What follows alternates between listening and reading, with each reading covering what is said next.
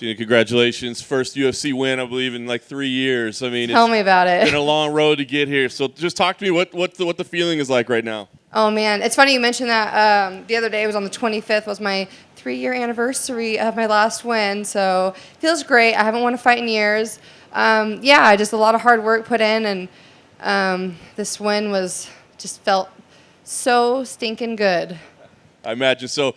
Maybe the weight cut didn't feel so stinking good. I'm not sure. Talk to me about the move to flyweight. I mean, does it feel like it's your future home? Is it sustainable? I guess. Yeah, I'm definitely gonna make it happen. Currently, I'm undefeated at flyweight. So, no, it was. I mean, it was a hard 10-week diet and cutting weight to get to 125. But my actual weight cut was hands down the easiest cut I've ever had. So as long as I just don't eat like a jerk, then I should be okay. I'm gonna keep maintaining a good weight, and my fiance Tim's fighting in January, so I'm gonna keep feeding him good and keep feeding myself good. And in case any flyweight fights open up, I would love to jump in. So yeah, moved to Missouri, changed camps, changed coaches, changed teams, changed weight classes, changed my hair. New year, new me. Let's go. How did you feel about your performance overall? Because obviously, the finish was impressive, the victory was good, but I think you were dominant from the start. It felt really good. I'm really excited to look back at it.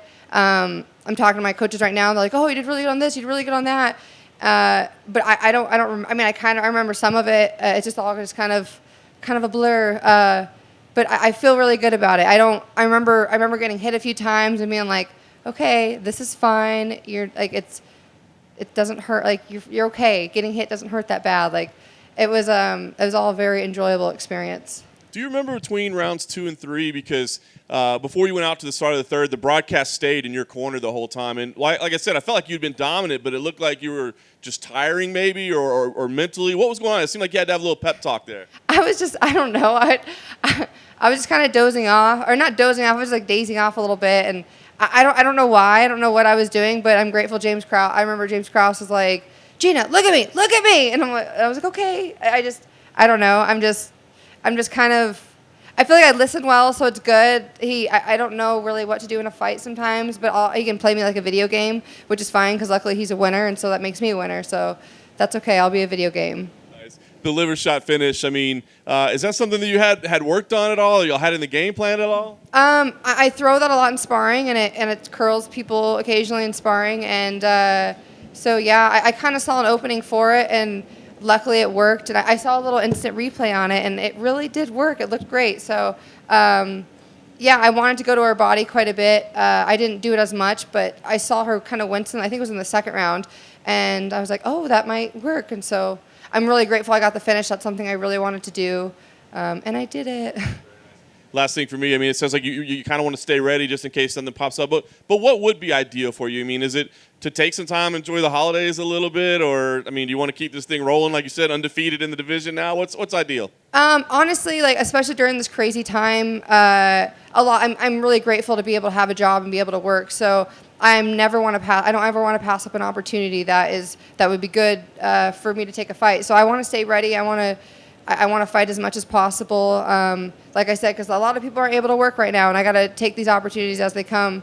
But yeah, I mean, I had to cut weight on Thanksgiving, and a lot of people are like, "Oh, I feel so bad for you have to cut weight on Thanksgiving," but I'm like, no, I get to work. I get an extra paycheck to feed my family, and and an extra paycheck to buy the little one Christmas gifts and stuff. So it's I'm grateful to work at any time. I'll cut weight over Christmas. I'll cut weight over Thanksgiving. It don't matter. It's all the same. Hey Gina, how you doing? I'm glorious. How are you? I'm very good as well.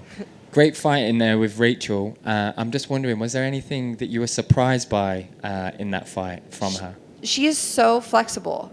She was very, very flexible. That really threw me off. But that was the biggest thing of how flexible she was.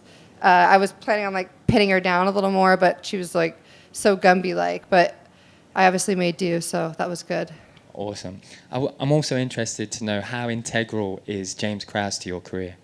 Well, I've been losing for the past 3 years, and now I've won. So he was a big, huge part of it. I kind of described it to him as I felt like I was like a broken car in a lot. A beautiful car, I had nice rims, a good motor, but my steering wheel was in the back seat.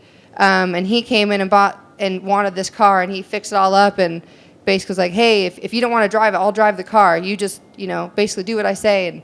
And I did, and I feel better than ever. He helped me wake up that passion for fighting and got me back in the winner's circle. Awesome. Will we be seeing any new hair colors for your next fight? Well, this is my hair for 125, and it's worked for this fight, so who knows? I'll probably keep it. Awesome. Thank you very much. Thank you.